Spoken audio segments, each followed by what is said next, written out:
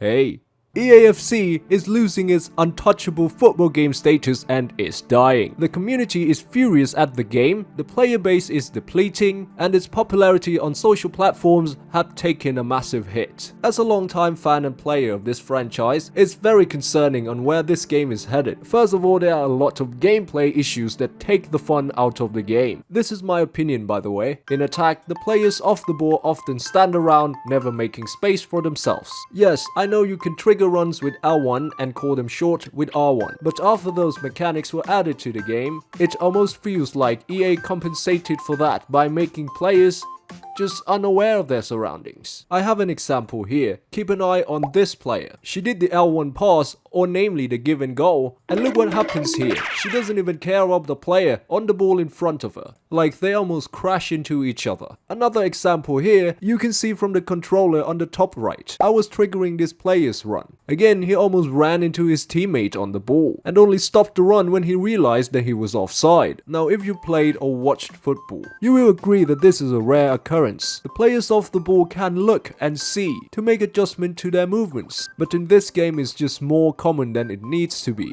This has been an annoyance for some time now. I remember complaining about it in FIFA 20, and it seems like it's not gonna get addressed because EA is obsessed with making everything manual. The current game's passing play is better than FC25, not because players are in better positions, but because they have buffed the speed and accuracy of the passes. That is why through balls are so overpowered in this game. And that actually brings us to the next problem, the limited variety of creating chances. In my opinion, this game will be in an immensely better place if they just buff crossing and headers. Keep in mind, just buffing headers and crosses, not talking about changing anything else. Primarily, players like Haaland or Peter Crouch would be more viable, and it would cause a chain reaction on how players approach playing on the wing, and even set pieces. Right now we're just dealing with inside forwards cutting inside and looking for a finesse shot, and on corners the game heavily favors taking them short. Well, I mean, I know every video game has a meta, but nerfing the most popular strategy is not the only thing you can do to balance. You could also make the alternatives more valuable, and that was just the problems on the offensive side of the game. Now I will move on to defending. I feel like defensive mechanics are made to be more complex unnecessarily compared to older games. So I spoke about second man press in a prior video, about how the second man player will not rush for the tackle and just let the attacker run around them.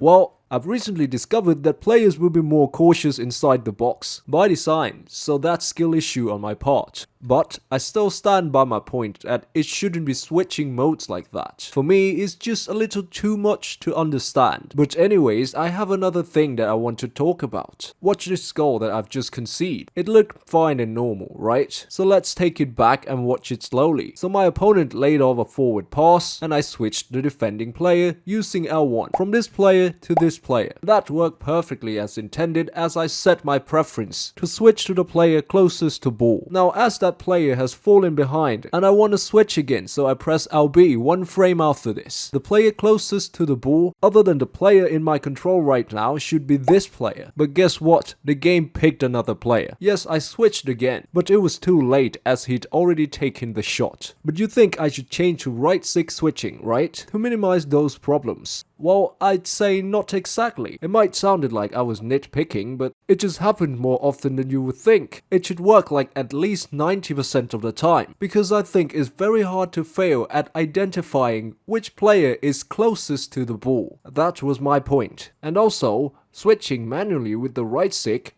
is also broken. I have an example here, just look at this goal.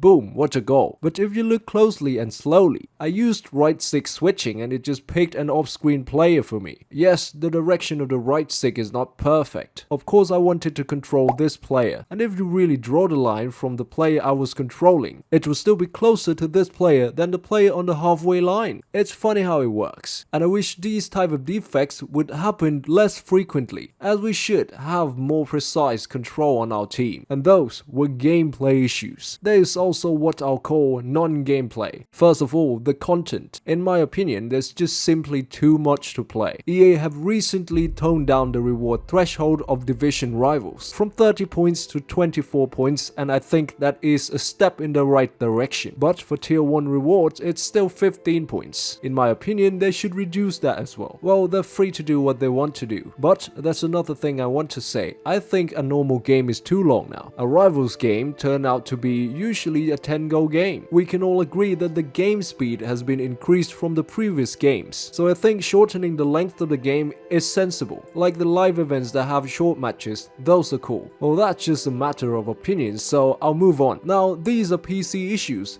because I play on PC. The optimization is really bad. We have the frame rate glitch, where sometimes if you go into a cutscene, there's a FPS limiter that leaks into the game, and you have to go through cutscenes before every game. This issue has been there since launch, so one of the two things, or both are true, that EA is ignorant or just incompetent. Like, we know the glitch only happens after a cutscene, so if you can't fix it, just give us an option to disable the cutscenes. It's just that simple. And also, there's another glitch where you can use your controller in the menus just fine, but when you hop into a game, they just give you keyboard controls. Like, it has been 6 months after launch, and it's not like this game hasn't been updated ever. We have gone through a lot of updates, but they never address these problems.